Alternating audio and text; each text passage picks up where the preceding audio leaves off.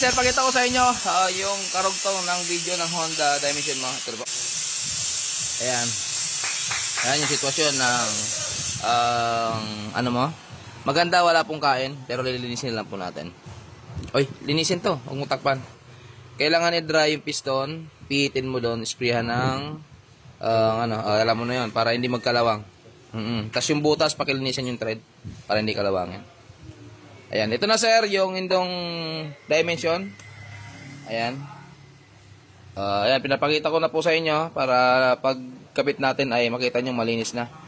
Ito, tatanggalin to na. Yung mga sensor, ito plastic, ito, tanggal yan. Yung mga, pag doon sa machine shop. Pati itong, alam nyo na, tinuruan ko na kayo pagkalas itong dowel. Papasukan mo ng tornilyo sa APG pattern by script. Yung kafit niya, ha?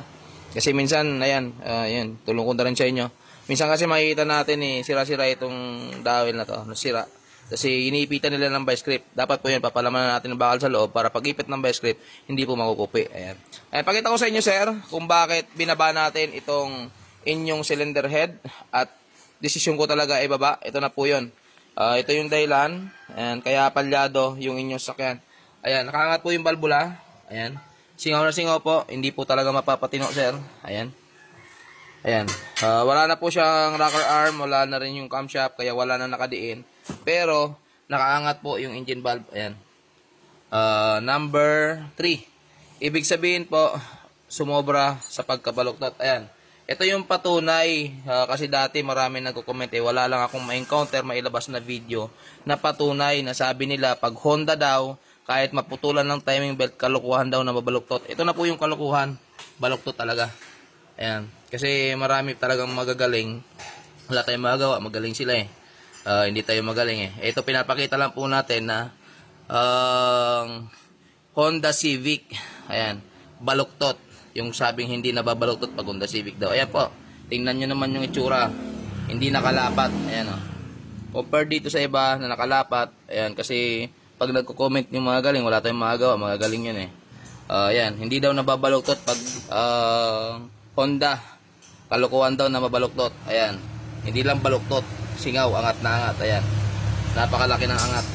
Ayan, ito, ayan pasok na pasok yung engine valve. Ayan, labas na yung mga galing ngayon na naman sa Honda. Kasi may nag-comment dati, specialist daw siya ng Honda. Kalukuhan daw na nababaluktot yung engine valve ng Honda. Ito na po, hindi lang baluktot, singaw na singaw. Ayan ano masasabi nyo ngayon dito? Kasi may nag-comment dati, hindi dun sa isang past na video ko. Kasi pinalitan ko nga ng balbula dahil nga naputulan, palyado.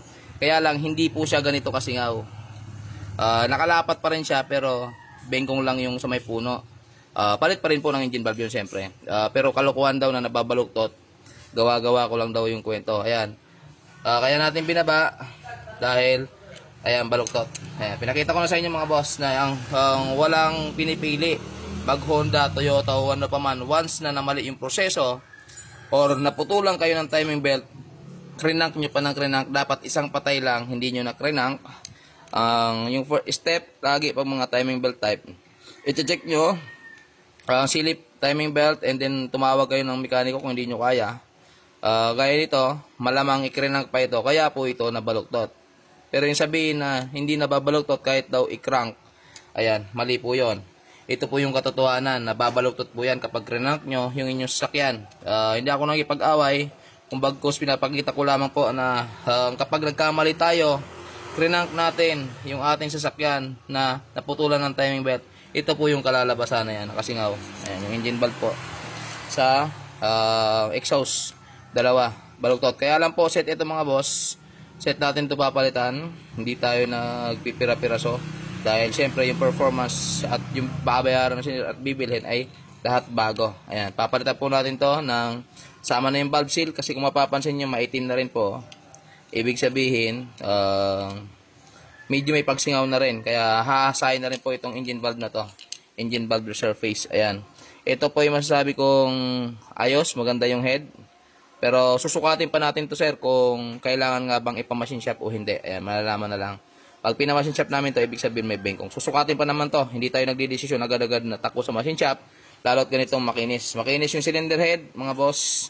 Pero susukatin natin kung ito ay bengkong o hindi. Minsan kasi hindi tayo pwede magtiwala sa customer kasi minsan hindi rin nila pansin. Pag tinanong natin, may issue ba sir ng overheat? Sasabihin, wala. Wala nga talaga, wala siya napapansin pero unti-unti nag-overheat.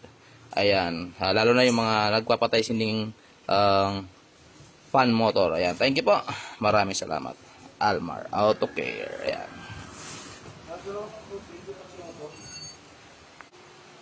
Alin? Magalaw ng konti. Alin dyan? Hindi, basta pihitin mo, tapos sprayan mo. Kasi yung gagawin natin ay ano lang naman ito. Para hindi lang kalawang sinapasukan ng tubig. Pihitin mo. Yan, may dumating pa tayo. Up, sama na. Yan, sprayan mo.